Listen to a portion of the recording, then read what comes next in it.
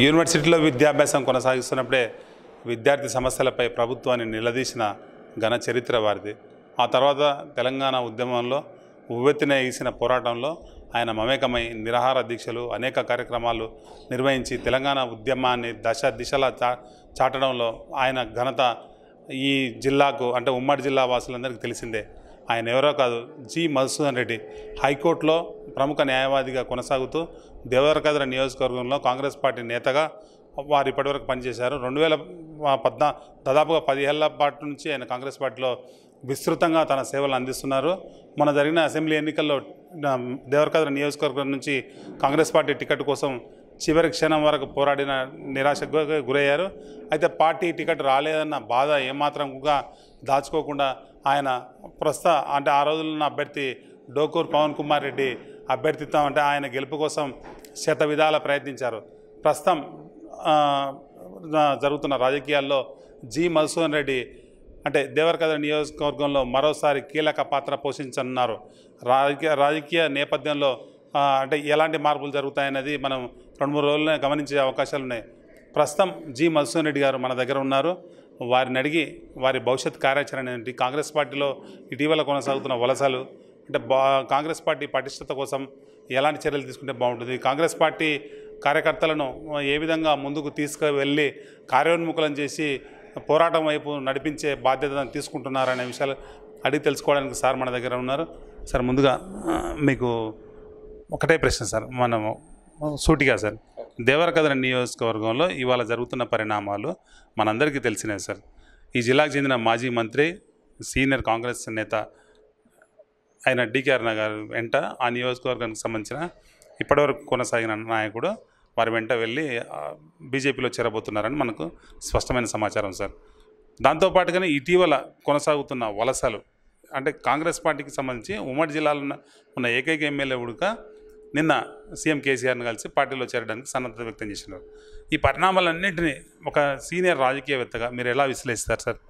ముందుగా అందరికీ నమస్కారం.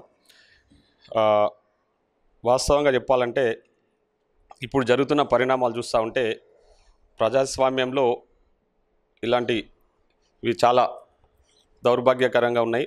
ఎందుకంటే రాజకీయాలు అనేటివి మనం ఎప్పటి నుంచో చూస్తూ ఉన్నాం, కానీ ఇట్లా పార్టీ ఫిరాయింపులకు పాడుతున్న పరిస్థితులు ఇప్పుడు మాత్రం ముఖ్యంగా ఈరోజు టీఆర్ఎస్ పార్టీ నాయకులు కానీ టీఆర్ఎస్ ప్రభుత్వం కానీ చేస్తున్న దురాగతాలు ఏంటంటే ఏదో రకమైన ప్రలోభాలకు గురి చేస్తూ ఉన్నారు. ఇప్పుడు గెలిచిన ఎమ్మెల్యేలు కూడా చాలామంది కాంగ్రెస్ పార్టీకి సంబంధించిన ఎమ్మెల్యేలకు వాళ్ళకి సంబంధించిన బిజినెసెస్ కానీ లేకుంటే వాళ్ళకి సంబంధించిన పర్సనల్ ఇష్యూస్ కానీ అవన్నింటినీ కూడా వాళ్ళని ఏదో రకమైన ప్రలోభాలకు గురి చేసి వాళ్ళను బలవంతంగా, ఎందుకంటే వాళ్ళకి ఇప్పుడు నాకు తెలిసి 2/3 మెజార్టీ టీఆర్ఎస్ పార్టీకి ఉన్నా కూడా ఆపోజిషన్ అనేది లేకుండా చేసి మొత్తం తీసుకుపోయి వాళ్ళ దగ్గర జాయిన్ చేసుకొని ఈరోజు పెద్ద ఎత్తున చాలామందిని కాంగ్రెస్కి సంబంధించిన కాంగ్రెస్ ఎమ్మెల్యేలు, నేను ఎందుకంటే నాకు తెలిసిన ఒక 2-3 ఎమ్మెల్యేల దగ్గర కూడా నేను ఈ మధ్యకాలంలో 2-3 రోజుల క్రితం నేను మాట్లాడడం జరిగింది. ఏందన్నా ఇట్లా మీరు ఇంత సడన్గా నిర్ణయం తీసుకున్నారంటే వాళ్ళు కొన్ని విషయాలు చెప్తే నేను చాలా ఆశ్చర్యం గురి కావాల్సి వచ్చింది. ఎందుకంటే కనీసము వాళ్ళు చెప్తున్న విధానం ఎట్లుందంటే, కనీసం నేను ఒక ఆపోజిషన్ ఎమ్మెల్యేగా ఒక కానిస్టేబుల్కి చెప్తే కూడా కానిస్టేబుల్ కూడా మన మాట అయిన పరిస్థితి కనిపిస్తలేదు. అంటే అంత దుర్మార్గంగా ఈరోజు టీఆర్ఎస్ ప్రభుత్వం వ్యవహరిస్తూ ఉంది. వాళ్ళు అంటే బ్యూరోక్రాట్స్ను కూడా వాళ్ళంతా ఆ విధంగా వాడుకునే విధంగా చేస్తూ ఉన్నారు. కాబట్టి ఇప్పుడు విధి లేని పరిస్థితుల్లో మేము పార్టీని విడిచి టీఆర్ఎస్ పార్టీలో జాయిన్ కావాల్సి వస్తుందని చెప్తా ఉన్నారు. నేను మాత్రం దీన్ని తీవ్రంగా ఖండిస్తూ ఉన్నా. ఎందుకంటే ప్రజాస్వామ్యంలో ప్రతిపక్షం అనేది కీలక పాత్ర పోషించాలి. ప్రతిపక్షం ఉన్నప్పుడే అధికార పక్షం కూడా సరైన మార్గంలో పాలన చేయడం జరుగుతుంది. కానీ ఈరోజు ఇక్కడ మన ముఖ్యంగా తెలంగాణ రాష్ట్రంలో, ఎందుకంటే తెలంగాణ అనేది మన కొన్ని ఏళ్ళ సంవత్సరాల కొన్ని ఏండ్ల తరబడి కష్టపడి సాధించుకున్నాం మనం తెలంగాణని. ఈరోజు మనం తెలంగాణ కోసము ఎందరో అమరులు, ఈరోజు నేను కల్లారా చూసిన ఆ రోజు ఉద్యమంలో పాల్గొన్నప్పుడు శ్రీకాంతాచారి కానీ యాదయ్య కానీ మేము ఉద్యమంలో ఉంటే మా కళ్ళ ముందు పాపం వాళ్ళు అశువులు బాసినారు. ఆ రోజు వాళ్ళు అమరులైనరు. వాళ్ళంతా ఎంతో కష్టపడి వాళ్ళు ఒకటే ఆ రోజు ఆలోచించుకున్నారు, ఆ పిల్లలు మా కళ్ళ ముందు.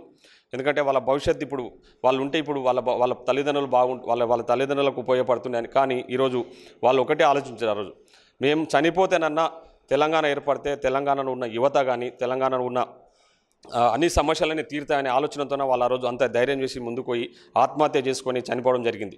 కానీ ఈరోజు పరిస్థితి చూస్తూ ఉంటే తెలంగాణ రాష్ట్రంలో చాలా ఘోరాతి ఘోరంగా ఉంది. ఎందుకంటే టీఆర్ఎస్ పార్టీని నమ్మి 2014లో ఓటేసిండ్రు జనాలు. ఓటేస్తే ఆయన ఎన్నో హామీలు, వాస్తవంగా ఎన్నో హామీలు ఇచ్చిండు. చాలామంది నీళ్లు నిధులు నియామకాలకు ఆశపడి ఆ రోజు టీఆర్ఎస్ పార్టీకి ఓటేసి టీఆర్ఎస్ పార్టీని అధికారంలోకి తీసుకురావడం జరిగింది. కానీ ఇప్పుడు చూస్తే పరిస్థితి చూస్తూ ఉంటే నిరుద్యోగ సమస్య, ముఖ్యంగా తెలంగాణ రాష్ట్రం ఏర్పడితే ఆ రోజు చాలామంది నిరుద్యోగ యువత ఉద్యమాల్లో పాల్గొన్నారు. వాళ్ళందరినీ మేము కల్లారా చూసినాం. ఆ నిరుద్యోగ యువత కూడా ముఖ్యంగా వాళ్ళంతా ఏం ఆలోచించారంటే టీఆర్ఎస్ రేపొద్దున తెలంగాణ రాష్ట్రం ఏర్పడితే మా అందరికీ ఉద్యోగాలు వస్తాయి, మా బతుకులు బాగుపడతాయి అని చెప్పి ఆలోచనతో ఆ రోజు ఉద్యమాలలో పాల్గొన్నారు. కానీ మనం గత 2014 నుంచి ఇప్పటి వరకు చూస్తే నేను చిన్నగా ఉన్నప్పటి నుంచి, అంటే నాకు తెలివి ఉన్నప్పటి నుంచి చూస్తున్నా, ఏ గవర్నమెంట్ వచ్చినా కూడా డిఎస్సి నోటిఫికేషన్ అంటే టీచర్ల నియామకం అని జరిగేది. కానీ 2014 నుంచి ఇప్పుడు 2019లోకి వచ్చాం. అంటే ఆల్మోస్ట్ పోయిన గవర్నమెంట్ కానీ ఇప్పుడు వచ్చిన గవర్నమెంట్లో కూడా, ఇప్పుడు గవర్నమెంట్ వచ్చి కూడా 4 నెలలు 5 నెలలు అవుతుంది. కానీ ఇప్పటి వరకు 2014 నుంచి ఇప్పుడు ఒక్క డిఎస్సి నోటిఫికేషన్ వేయలేదంటే మీరు ఎంత విచిత్రంగా, ఎంత దిగజారుడుతనంగా టీఆర్ఎస్ ప్రభుత్వం పాలిస్తూ ఉందో మీరు ఇక్కడ ఆలోచించాల్సిన విషయం. కాబట్టి నేను ఒకటే చెప్పదలుచుకున్నా, ఇప్పుడు టీఆర్ఎస్ వాళ్ళు ప్రతిపక్షం అనేది లేకుండా చేయాలనే ఆలోచన ఎందుకు చేస్తున్నారంటే వాళ్ళు చేస్తున్న దురాఘాతాలను ఎవరు క్వశ్చన్ చేయొద్దనే ఆలోచనతోన ఈ విధంగా ముందుకెళ్తున్నారు. కానీ అది మాత్రం ప్రజాస్వామ్యంలో, మనది డెమోక్రటిక్ కంట్రీ, ఇది ఖచ్చితంగా చాలా హేయమైన చర్య. నేను తీవ్రంగా ఖండిస్తూ ఉన్నా. ఎందుకంటే ఇప్పుడు చాలామంది ఆలోచన చేస్తూ ఉన్నారు, చాలామంది క్వశ్చన్ చేస్తూ ఉన్నారు పబ్లిక్. ఏం అవసరం ఉంది కేసీఆర్ గారికి టీఆర్ఎస్కి సంబంధించిన వ్యక్తులను? ఇప్పుడు కనీసం గెలిచిన ఎమ్మెల్యేలను కాదు, ఓడిపోయిన ఎమ్మెల్యేలను ఎవరు పడితే వాళ్ళని తీసుకుపోయి పార్టీలో జాయిన్ చేసుకుంటున్నారు. మీరు జాయిన్ చేసుకుంటున్నారు కరెక్టే, పార్టీ మీరు రేపు పొద్దున జనాలకి ఎలాంటి మెసేజ్ ఇవ్వదలుచుకున్నారు? మీరు పార్టీలో జాయిన్ చేసుకొని అందరినీ తీసుకుపోయి మీ పార్టీలో జాయిన్ చేసుకొని ఎలాంటి మీరు అంటే ప్రతిపక్షం లేకుంటే మీ ఇష్టం వచ్చినట్టు వివరించి మిమ్మల్ని క్వశ్చన్ చేయలేకుంటే మీరు రేపు పొద్దున రాష్ట్రాన్ని ఏ రకమైన అధోగతి పాల్పట్టించాలనే ప్రయత్నం చేస్తూ ఉన్నారని నేను ఈ సందర్భంగా మీ మీడియా మిత్రుల ద్వారా తెలియజేసుకుంటా ఉన్నాను.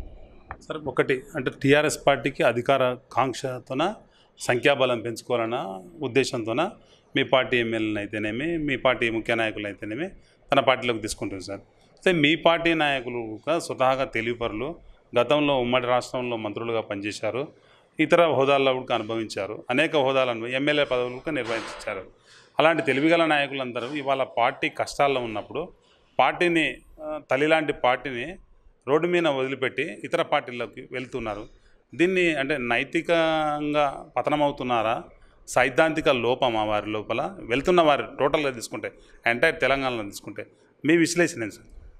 నా విశ్లేషణ ఒకటే అండి. అంటే నాకున్న నేను యాజ్ అడ్వకేట్గా నేను ఒకటే చెప్పదలుచుకున్నా. ఈరోజు వాస్తవంగా చెప్పాలంటే ఇప్పుడు మనం ఏదైనా ఆపదలు ఉన్నప్పుడు మనం ఆదుకోవాలని ఆలోచన ఉండాలి మనకు. ఎందుకంటే ఆ రోజు ఆ పార్టీలోనే మనం గెలిచి ఆ పార్టీలోనే ఒక ఉన్నతమైన స్థానంలో ఉండి ఒక ఉన్నతమైన పదవులు అనుభవించిన వ్యక్తులు కూడా ఈరోజు కాంగ్రెస్ పార్టీ, కన్నతల్లి లాంటి కాంగ్రెస్ పార్టీని వదిలేసి వేరే పార్టీలో పోయి వాళ్ళ స్వార్థం కోసం, వాళ్ళ స్వలాభాపేక్ష పోతూ ఉంటే చాలా అంటే జాలేస్తూ ఉంది వాళ్ళ మీద. ఎందుకంటే వాళ్ళు ఒకప్పుడు కాంగ్రెస్ పార్టీలో ఒక వెలిగిన వ్యక్తులు కూడా అంటే వాళ్ళు వ్యక్తిగా వెలగలే వెలుగు, ఆ పార్టీ పరంగా అంటే కాంగ్రెస్ పార్టీ పెట్టిన భిక్షతోనే ఆ వెలిగినారు వాళ్ళు. కాంగ్రెస్ పార్టీ వాళ్ళకు ఒక ఉన్నతమైన స్థానాన్ని కల్పించింది. కానీ దాన్ని కూడా పక్కకు పెట్టేసి ఇప్పుడు కాంగ్రెస్ పార్టీ కష్టకాలంలో ఉంది కదా, పార్టీని మనం ఉండి అందరం బలోపేతం చేసామన్న ఆలోచన పక్కకు పెట్టి అవతలేదో అధికారంలో ఉంది పార్టీ కాబట్టి మనకి ఏదో పదవి వస్తుంది, రేపు ఏదో మినిస్ట్రీ వస్తుంది, లేకుంటే ఏదో కార్పొరేషన్ చైర్మన్ వస్తుంది అనే ఆలోచనతోన ఈరోజు పోతున్న నాయకులను చూస్తూ ఉంటే నిజంగా చాలా సిగ్గుచేటుగా ఉంది. ఎందుకంటే వాళ్ళు ఆలోచించుకోవాలి ఒకసారి. మనం ఒక మామూలు స్థాయిలో ఉన్నప్పుడు కాంగ్రెస్ పార్టీలోకి వచ్చి ఒక పదవిలోకి వచ్చి ఒక అధికారంలోకి వచ్చి మనం ఈ స్థాయికి ఎదిగినాము. కానీ ఇప్పుడు చూస్తుంటే పరిస్థితి కాంగ్రెస్ పార్టీ చాలా కష్టకాలంలో ఉంది. కాబట్టి కాంగ్రెస్ పార్టీని ఆదుకునే వాళ్ళు లేరు, కాంగ్రెస్ పార్టీ మొత్తం అయిపోతుంది, కాంగ్రెస్ పార్టీ ఖతం అయిపోతుంది ఆలోచనతోనే వాళ్ళు పోతున్నారు. కానీ అది తప్పండి. కాంగ్రెస్ పార్టీని ఎవరు ఖతం చేయలేరు. కాంగ్రెస్ పార్టీకి 125 సంవత్సరాల చరిత్ర ఉంది. కాంగ్రెస్ పార్టీలో ఇలాంటి వాళ్ళు వస్తుంటారు, పోతుంటారు. కాంగ్రెస్ పార్టీకి ఎలాంటి డోకా లేదు. ఎందుకంటే నేను ముఖ్యంగా గత 2-3 రోజుల పరంగా జరుగుతున్న పరిణామాలను చూస్తే కూడా నేను ఈ మధ్య నిన్న కూడా మొత్తం కాన్స్టిట్యున్సీ పరంగా కూడా కొన్ని విలేజెస్, కొన్ని ముఖ్యంగా కార్యకర్తల దగ్గరకు పోతే వాళ్ళు ఒకటే చెప్తున్నారు, సార్ మేము మాత్రం పార్టీ చేంజ్ కామన్నా, మేము మాత్రం పార్టీ చేంజ్ కాము, ఖచ్చితంగా కాంగ్రెస్ పార్టీకి ఉంటాము, మీరందరూ కూడా కాంగ్రెస్ పార్టీ మీలాంటి వాళ్ళు రండి, ముందుకు రండి, మేము వర్క్ చేయడానికి సిద్ధంగా ఉన్నాం, మేము కాంగ్రెస్ పార్టీకి పనిచేయడానికి సిద్ధంగా ఉన్నామని కార్యకర్తలందరూ చెప్తా ఉన్నారు. మీరు ఈ మధ్యకాలంలో జరుగుతున్న పరిణామాలు చూస్తే మీరు ఖచ్చితంగా ఓన్లీ ఈ నాయకులు వాళ్ళ స్వలాభాపేక్ష కోసం పార్టీలు చేంజ్ అవుతున్నారు తప్ప వాళ్ళ సైద్ధాంతిక భావాలను, వాళ్ళ విలువలను పక్కకు పెట్టేసి ఈరోజు పార్టీలు చేంజ్ అవుతున్నారు తప్ప పబ్లిక్ అనుమతితోన పబ్లిక్ ఒపీనియన్తోనే వాళ్ళు పోయి పార్టీలు చేంజ్ అవుతలేరని చెప్పి నేను తెలియజేసుకుంటాను. సార్, ఇటీవల జరిగిన అసెంబ్లీ ఎన్నికల్లో మీ పార్టీ అంటే కాంగ్రెస్ పార్టీ కేవలం 19 స్థానాలకి రాష్ట్రంలో పరిమితమైంది సార్. టీఆర్ఎస్ దాదాపు 80 స్థానాలు గెలుచుకొని ఇవాళ 100 వరకు వారు చేరుకోబోతున్నారు ఈ ఫిరాయింపుల కారణంగా. ఏ ధైర్యంతోన మీ పార్టీ నుంచి ఇవాళ ఎంపీ అభ్యర్థులుగా మాజీ ఎమ్మెల్యేలు అక్కడక్కడ మాజీ ఎమ్మెల్యేలను అంటే మొన్న ఓడిపోయిన వాళ్ళను నిలబెట్టింది సార్? అంటే గెలుస్తామని అధికార పార్టీని ఓడిస్తామని? ఖచ్చితంగా అండి. ఎందుకంటే మొన్న జరిగిన ఎలక్షన్లను దృష్టిలో పెట్టుకొని ఇప్పుడు ఎంపీకి నిలబెడితే గెలుస్తాడా లేదనేది కాకుండా ప్రజల యొక్క వస్తుంది. ఇప్పుడు ప్రజాస్వామ్యంలో ముఖ్యంగా రాజకీయాలలో ఓడడం గెలపడం అనేది సహజం అండి. ఇప్పుడు టీఆర్ఎస్లో ఉన్న వాళ్ళు కూడా ఒకప్పుడు ఓడిపోయిన వాళ్ళే, వాళ్ళు పర్మనెంట్గా గెలుస్తున్న వాళ్ళు ఏం కాదు కదా. వాళ్ళ ప్రభుత్వం కూడా ఇంకా పర్మనెంట్గా ఉంటుందని కదా. రాజకీయాలలో అది సహజం. ఒకసారి ఓడిపోతారు, మళ్ళీ ఒకసారి అవకాశం. ప్రజలు ఎప్పుడైనా పని చేయని పక్షంలో ఏదైనా ప్రాబ్లమ్స్ ఉన్నప్పుడు కొన్ని తిరస్కరిస్తారు.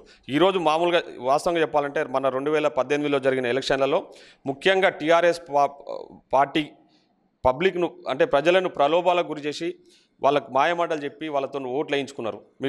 మీకు అందరికీ తెలుసు, వాళ్ళు నిరుద్యోగ భృతి గురించి మాట్లాడారు, పెన్షన్స్ గురించి మాట్లాడారు. మేము వచ్చిన వెంబడి అధికారంలోకి వచ్చిన వెరీ నెక్స్ట్ డేనే పెన్షన్స్ ఇస్తామని. ఇప్పటివరకు ఆ పెన్షన్స్ మాట్లాడట్లేదు. ఇంకోటి ముఖ్యంగా నిరుద్యోగ భృతి గురించి మాట్లాడారు. మన ముఖ్యమంత్రి కేసీఆర్ గారే ఏమన్నారు, అధికారంలోకి వచ్చినాక ఒకరోజు ప్రెస్ మీట్ పెట్టి ఖచ్చితంగా ఫైనాన్షియల్ ఇయర్ అంటే March 1 నుంచి నేను నిరుద్యోగ భృతి ఇస్తానని చెప్పిన వ్యక్తి ఇప్పుడు దాని గురించి కనీసం మాట ఎత్తడం లేదు. మీరు ముఖ్యంగా ఈరోజు రైతు బంధు, రైతులను అందరినీ ప్రలోభాలకు గురి చేసుకొని వాళ్ళకి ప్రలోభ పెట్టి రేపు ఎలక్షన్ అనగా కొందరు రైతులు నాతో చెప్పడం జరిగింది. నేను కూడా ఒక రైతు కుటుంబానికి సంబంధించిన వ్యక్తి కాబట్టి నేను మాత్రం రైతు బంధు జోలికి పోలేదు, రైతు బంధుని యాక్సెప్ట్ కూడా చేయలేదు. కాకపోతే ఇక్కడ కొందరు రైతులు రేపు ఎలక్షన్ అయినా కూడా కొందరు రైతుల అకౌంట్లో డబ్బులు పడ్డాయి. కానీ ఎలక్షన్ అయిన వెరీ నెక్స్ట్ డే నుంచి ఇప్పటి వరకు రైతులకు ₹1 కూడా రాలేదు. ఇంకా చాలామందికి రావాల్సిన బకాయిలు చాలా, నాకు తెలిసి నాకున్న సమాచారం ప్రకారం ఒక 500 నుంచి 600 కోట్ల రూపాయలు ఇంకా రైతులకు రైతు బంధు ఆ రెండో విడత రావాల్సిన డబ్బులే ఇంకా పెండింగ్ ఉన్నాయి. కానీ ఆ రోజు ఏం చేశారంటే రైతు బంధు ఎలక్షన్స్ ఉన్నాయి కాబట్టి అడావిడిగా రైతు బంధు వేసేసి కొందరికి అకౌంట్లకు వేసి మీకు డబ్బులు అకౌంట్లకు డైరెక్ట్ వస్తున్నాయని చెప్పి జనాలు కూడా ఏంటంటే ప్రజల మాయకులు ఏదో టీఆర్ఎస్ పార్టీ చేశాని ఆలోచనతో మళ్ళీ ఒకసారి అవకాశం ఇచ్చారు వాళ్ళకి. ఆ అవకాశాన్ని తీసుకొని ఈరోజు ఖచ్చితంగా ప్రజలు ఎదురు చూస్తున్నారంటే మీరు ఎందుకు అది మన అసెంబ్లీ ఎలక్షన్ జరిగిన వెరీ నెక్స్ట్ మినిట్ అంటే ఒక వితిన్ 1 or 2 months లోపలనే సర్పంచ్ ఎలక్షన్స్ వచ్చినాయి. మీరు అందరికీ తెలుసు, సర్పంచ్ ఎలక్షన్లలో చాలా మటుకు కాంగ్రెస్ కొన్ని ప్లేస్లలో సర్పంచ్ అభ్యర్థులు గెలవడం జరిగింది. మా పార్టీకి సంబంధించిన సర్పంచులు గెలవడం జరిగింది. కొన్ని ప్లేస్లలో ఓడిపోయిన సర్పంచులు ఎవరైతే కాంగ్రెస్ పార్టీ నుంచి ఓడిపోయిన వాళ్ళు కూడా మార్జిన్ ఓట్స్ అంటే 1, 2 కొన్ని ప్లేస్లలో 1, 2, 5, 10 ఓట్లతో ఓడిపోయిన సర్పంచులు ఉన్నారు. సో దానికి కంపేర్ చేస్తే చాలా తేడా ఉంది. ఇంకా ఇప్పుడు రేపు ఎంపీ ఎలక్షన్లలో ఈ తేడా ఇంకా మరింతగా కనిపిస్తుంది. ఎందుకంటే ఎమ్మెల్యేలు గెలిచిండ్రు, ఎమ్మెల్యేలు టీఆర్ఎస్ పార్టీకి ఉన్నారు. కానీ ఎమ్మెల్యేలు కాదు ఓట్లు వేయాల్సింది, ఇక్కడ ప్రజలు ఓట్లు వేస్తారు. కాబట్టి ప్రజలు ఖచ్చితంగా కాంగ్రెస్ ప్రభుత్వానికి ఈసారి ఫేవర్గా ఉంటారు.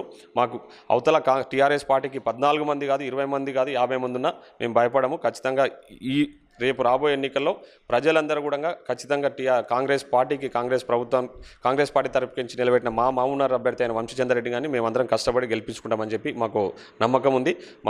ఎందుకంటే మీకు ఒక చిన్న ఉదాహరణ చెప్తా. మీకు గతంలో ఆ పార్టీ ఢిల్లీలో మీకు తెలుసు, వాళ్ళు మొత్తం మెజార్టీతోన ఇట్లనే మొత్తం వాళ్ళకున్న 2/3 మెజార్టీతోన గవర్నమెంట్ ఏర్పడ్డాకనే ఎంపీ ఎలక్షన్స్ వచ్చినాయి. అక్కడ ఏం జరిగిందో మీకు అందరికీ అక్కడ ఒక ఎంపీ సీట్ కూడా గెలవలేని పరిస్థితి ఉండే ఇమీడియట్లీ వాళ్ళు వచ్చినాక అధికారంలోకి వచ్చినాక. సో అదే పరిస్థితి ఇక్కడ రిపీట్ కాబోతుంది. ఎందుకంటే ప్రజలందరూ ఎదురు చూస్తున్నారు, వాళ్ళు విర్రవీగుతున్నారు. ఈరోజు కేటీఆర్ గారు సంకలు ఎగరేసుకుంటున్నారు, మనం 16 సీట్లకు 16 మనవే అని చెప్పుకుంటున్నారు. కానీ వాళ్ళు ఏదో ధీమా వ్యక్తం చేస్తున్నారు. కానీ ప్రజలు చూస్తూ ఉన్నారు, మీకు 16 టికెట్లు ఇవ్వాలన్నా 16 సీట్లు ఎట్లా వస్తాయనే ఆలోచనతో ఇప్పుడు ప్రజలు ఎదురు చూస్తూ ఉన్నారు. ఎలక్షన్స్ వస్తాయి, ఖచ్చితంగా మీరు రాబోయే రోజుల్లో కాంగ్రెస్ పార్టీ చాలా ప్లేస్లలో గట్టి పోటీ ఇవ్వబోతుంది. మాకు ఒక నమ్మకం ఉందండి, 7 నుంచి 8 సీట్లు మేము గెలుస్తామని చెప్పి ఆశాభావం మాలో ఉంది. దేవరకద్ర నియోజకవర్గాన్ని విషయానికి వస్తే, దేవరకద్ర నియోజకవర్గానికి ఇప్పటి వరకు కాంగ్రెస్ పార్టీ నేతగా ఇటీవల జరిగిన ఎన్నికల్లో అంతకుముందుకు జరిగిన 2014 ఎన్నికల్లో పోటీ చేసిన అభ్యర్థి మొన్న మాజీ మంత్రి డీకే అరుణ గారి వెంట వెళ్ళి బీజేపీ అగ్రనాయకత్వాన్ని మనం కలవడం అందరం వీడియోల్లో చూసాం. అయితే ఈ నేపథ్యంలో ఇదే దేవరకద్ర నియోజకవర్గం నుంచి మీరు ఎప్పటినో గ్రిప్ కోసం ప్రయత్నం చేస్తున్నారు, టికెట్ కోసం ప్రయత్నం చేశారు. అంటే వారు బీజేపీలోకి వెళ్తే మీకు లైన్ క్లియర్ అయినట్లేనా సార్? అంటే నేను లైన్ క్లియర్ అయిందా లేదనేది నేను ఇప్పుడు చెప్పలేనండి. నా క్లియరెన్స్ గురించి నేను ఎప్పుడు ఆలోచించాను. ఎందుకంటే నేను రాజకీయాలకు రావడం అనేది అంటే ఒక ప్రజాసేవ చేయాలనే తలంతో రాజకీయాలకు వచ్చిన. నేను ఏదో పదవులో ఆశించో లేకుంటే డబ్బులు సంపాదించాలనే ఆలోచన ఉందని రాజకీయాలకు రాలేదు. ముఖ్యంగా నేను 2014 కంటే ముందు కూడా నాకు రాజకీయాలతో ఎలాంటి సంబంధం లేదు.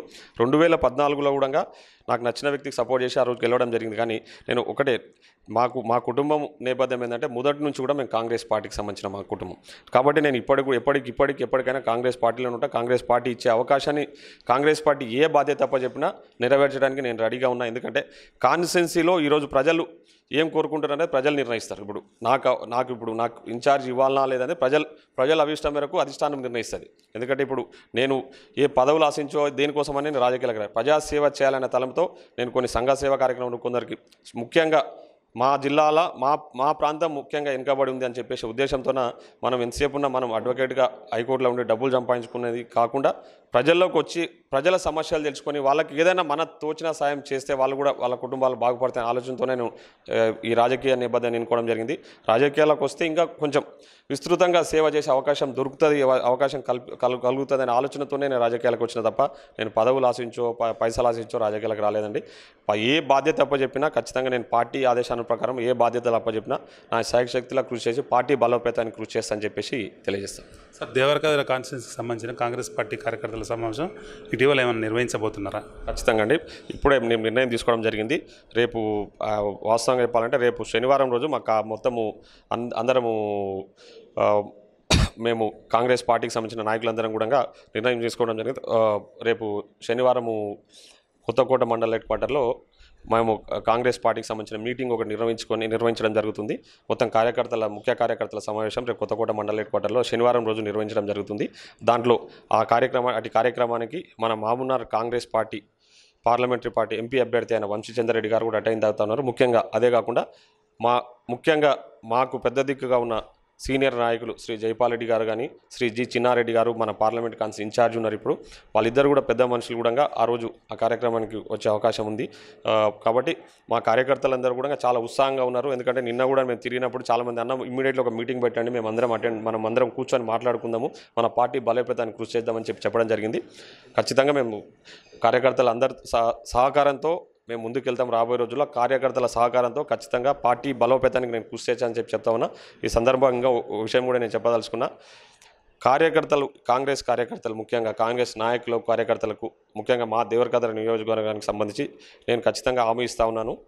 మీకు ఎలాంటి ఇబ్బందులు ప్రలోభాలకు ఎలాంటి ఇబ్బందులు గురి చేసినా నేను మీకు అండగా ఉంటానని చెప్పి నేను తెలియజేసుకుంటా ఉన్నాను. ఎందుకంటే నేను రాజకీయాలకు వచ్చింది మీ అందరికీ సేవ చేయాలనే ఆలోచనతోనే ఈ రాజకీయాలకు వచ్చిన. ఖచ్చితంగా మీకు ఎల్లవేళలా మీకు అందుబాటులో ఉంటా, ఎల్లవేళలా మీకు సహాయకుడిగా ఉంటా. మీ సమస్యలను ఏమున్నా సరే పార్టీలకు అతీతంగా నా దగ్గరికి చాలామంది, ముఖ్యంగా నాకు వేరే పార్టీలకు సంబంధించిన వ్యక్తులు కూడా నాకు నిన్న ఫోన్లు చేయడం జరిగింది. అన్న మీరు చాలా యాక్టివ్గా తిరుగుతున్నారు, మీరు చాలా కార్యక్రమాలు చేస్తున్నారు, మీలాంటి వ్యక్తి కావాలనే ప్రతి పార్టీ కూడా కోరుకుంటుందని చెప్తుంటే చాలా సంతోషంగా ఉంది. ఖచ్చితంగా ఎందుకంటే నేను ఏదో మళ్ళీ ఒకసారి మీకు చెప్పదలుచుకున్నా, నేను పార్టీలలో పదవుల కోసమో దేనికోసమో రాలేదు, ప్రజాసేవ చేయాలనే తలంతో వచ్చినా కాబట్టి ఖచ్చితంగా ప్రజల పక్షాన ఉంటా, ప్రజల పక్షాన పోరాడతా, ఎక్కడ అన్యాయం జరిగినా ఖచ్చితంగా నేను ప్రశ్నిస్తానని చెప్పేసి ఈ సందర్భంగా మీకు తెలియజేసుకుంటాను. సార్, దేవరకద్ర నియోజకవర్గంలో ఇప్పటికే కాంగ్రెస్ పార్టీ 2 సార్లు ఓడిపోయింది సార్. 3వసారి అంటే 2024 నాటికల్లా కాంగ్రెస్ పార్టీ ఈ నియోజకవర్గంలో బతికి బట్టగడుతుందని మీరు అనుకుంటున్నారా? ఖచ్చితంగా అండి. నేను మీకు ఇంతకుముందే చెప్పినా కదా, గెలుపోవటం అనేది సహజము. ఖచ్చితంగా రేపు రాబోయే రోజుల్లో కాంగ్రెస్ పార్టీ చాలా పెద్ద ఎత్తున పుంజుకోబోతా ఉంది. ముఖ్యంగా దేవరకద్రలో ఒకటే కాదు, రేపు రాబోయే 2024 ఎలక్షన్లలో తెలంగాణ రాష్ట్రంలో ఖచ్చితంగా మేము కాంగ్రెస్ పార్టీ అధికారంలోకి రాబోతా ఉంది. దేవరకద్ర కాన్స్టిట్యున్సీలో కూడా కాంగ్రెస్ పార్టీ ఎమ్మెల్యేనే గెలవబోతా ఉన్నాడు అక్కడ. ఆ విధంగా మేము ఇప్పటి నుంచే ప్రయత్నాలు మొదలుపెట్టినాము. ఇప్పటి నుంచే కార్యకర్తలను వాళ్ళు కార్యకర్తలందరూ కూడా ఉత్సాహపరుస్తూ ఉన్నాము. రాబోయే రోజుల్లో ఖచ్చితంగా మీరు అనుకుంటున్నట్టు చాలామంది ఊహించుకుంటున్నారు టీఆర్ఎస్ పార్టీ ఇప్పుడు ఇంత 100 సీట్లు ఉన్నాయి కాబట్టి టీఆర్ఎస్ పార్టీ నెక్స్ట్ రాబోతుందని చెప్పి చాలామంది కొందరు స్వార్థపరులు పార్టీ ఇడిచిపెట్టి వేరే పార్టీలలో టీఆర్ఎస్ పార్టీలో జాయిన్ అవుతున్నారు. వాళ్ళకి రాబోయే రోజుల్లో ఏం జరుగుతుందో వాళ్ళకి తెలుస్తుంది. ఫ్యూచర్ నేను చెప్తా ఉన్నాండి. ఖచ్చితంగా యాజ్ అన్ అడ్వకేట్గా నాకు తెలుసు ప్రజల యొక్క అభిప్రాయం, ప్రజల యొక్క మనోభావాలు ఖచ్చితంగా మేము చేసే కార్యక్రమాలను నచ్చి కాంగ్రెస్ పార్టీ రాబోయే రోజుల్లో ఎందుకంటే ఇప్పుడు ప్రధాన లక్ష్యం, మాకున్న ముఖ్యమైన లక్ష్యం, మేము ఇక్కడ అధిక సీట్లు ఎంపీ సీట్లు గెలిపించి రాహుల్ గాంధీని ప్రధాని చేయాలనే లక్ష్యంతోనే మేమంతా పనిచేస్తూ ఉన్నాం. ఖచ్చితంగా మేము 2019లో కూడా ఇప్పుడు రాబోయే ఎలక్షన్లలో కూడా ఖచ్చితంగా మేము కాంగ్రెస్ పార్టీ సెంట్రల్లో అధికారంలో రాకపోతుంది. మాకు ప్రగాఢ నమ్మకం ఉంది. ఖచ్చితంగా మేము రాహుల్ గాంధీ గారు ప్రైమ్ మినిస్టర్ అవుతారు. రేపు 2024లో వచ్చే ఎలక్షన్లలో కూడా దేవరకథలనే కాదు యావత్ రాష్ట్రంలో కాంగ్రెస్ ప్రభుత్వం అధికారంలోకి తీసుకురావడానికి ప్రయత్నం చేస్తామని చెప్పి తెలియజేస్తాం. సార్ చివరిగా సార్, జిఎంఆర్ అంటేనే సేవ అంటేనే జిఎంఆర్.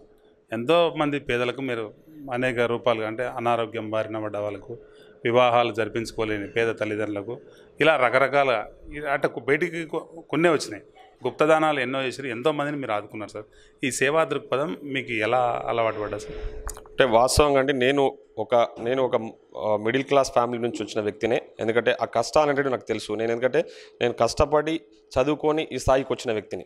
సో చాలామంది నేను చదువుకునేటప్పుడు కూడా కొందరు వ్యక్తులు మధ్యలోనే చదువు ఆపేసుకున్నారు. వాళ్ళు వ్యవసాయానికే పరిమితం అయిపోయారు, ఊర్లలోకి పరిమితం అయిపోయారు ఇప్పుడు. కాబట్టి అట్లాంటివి నేను చూసినా. కాబట్టి ఒక కుటుంబంలో ఒక వ్యక్తిని మనం ఆదుకుంటే చదువు పరంగా కానీ ఏదైనా రేపొద్దున ఆ వ్యక్తి చదువుకుంటే ఆ వ్యవస్థ ఆ కుటుంబానికే కాదు ఆ వ్యవస్థ కూడా ఉపయోగపడతాడనే ఆలోచనతో నాలో మనము అనుభవించినాం కాబట్టి కొన్ని చూసినాం కాబట్టి అట్లా కంటిన్యూ చేసుకుంటూ వస్తున్నాము. ఎందుకంటే మేము మొదటి నుంచి కూడా మా కుటుంబ నేపథ్యం కూడా ఏంటంటే మా ఊర్లో మేము వెనుకటి నుంచి అంటే ఎప్పుడో పురాణాలలో కూడా చాలా మా తాత గారు ఉన్నప్పటి నుంచి మా ఫాదర్ నుంచి కూడా మేము ఏంటంటే మా ఏదో దానగుణం అంటే మా ఊరికి ఎవరైనా అప్పట్లో మీకు తెలుసు హోటల్స్ ఉండేవి కాదు ఏం. మా ఊరికి ఏ ఆఫీసర్ వచ్చినా కూడా మా ఇంటికాడ భోంచేసిపోయే వ్యక్తి. అంటే మాకు పార్టీలతో సంబంధం లేకుండా ఇర్రెస్పెక్టివ్ పార్టీ గవర్నమెంట్ ఎంప్లాయీస్ కానీ ఎవరు వచ్చినా కూడా మా ఇంటి దగ్గర భోంచేసిపోతూ ఉంటే మా తాతగారి నుంచి మా ఫాదర్ నుంచి ఆ గుణం అట్లనే వచ్చింది. ఇప్పుడు భగవంతుడు మనకు అవకాశం ఇచ్చిండు, ఇలాంటి చేయాలని మనకు ఒక అవకాశం ఇచ్చింది కాబట్టి ఖచ్చితంగా అన్నీ చేస్తూ అవుతున్నాం. అంతే తప్ప నేను వాస్తవంగా చెప్పాలంటే ఈ మధ్యకాలం పాలిటిక్స్లోకి వచ్చినాకనే కొన్ని నేను చేసే సహాయాలని బయటకు వస్తున్నాయి తప్ప అంతకుముందు నేను ఎక్కడ కూడా దాన్ని ఎక్స్పోజ్ చేయాలనే ఆలోచన కూడా నాకు ఎప్పుడు లేకుండే. నాకు ఆ ఆలోచన కూడా లేదు, ఎప్పుడు కూడా లేకుండే. కాకపోతే పాలిటిక్స్లోకి వచ్చినాం కాబట్టి ఇప్పుడు పబ్లిక్ వాళ్ళే మనం చేసే కార్యక్రమాలను కొంచెం ఎక్స్పోజ్ చేస్తూ ఉన్నారు అంతే. ఇది జి మధుసూదన్ రెడ్డి అంటే జిఎంఆర్ అభిప్రాయం. దేవరకథల నియోజకవర్గ కాంగ్రెస్ ఇన్ఛార్జ్గా ఈ 2-3 రోజుల్లోనే వారి నియామకం కాబోతున్నట్లుగా మనకి ఇప్పటికే సమాచారం ద్వారా తెలుస్తోంది. సేవకే ప్రతిరూపంగా నిలిచే జిఎంఆర్ భవిష్యత్ రాజకీయాల్లో తప్పకుండా క్రియాశీలక పాత్ర పోషిస్తారని చెప్పాలి. ఎందుకంటే ఇప్పటికే ఆయన వందల వేల మందికి ఎంతోమంది నిరుపేదలకు వివాహాలు జరిపించడము, ఎంతోమందికి విద్యాదానం చేయడం, ఎంతోమంది అనారోగ్యాల బారిన పడితే వారికి పార్టీలకు అతీతంగా సాయం చేసిన గొప్ప గుణం వారిది. ఈ గొప్ప గుణాన్ని దేవరకథ నియోజకవర్గంతో పాటుగా మహబూబ్నగర్ ఉమ్మడి జిల్లాలోని ప్రతి పౌరుడికి తెలుసనే చెప్పాలి.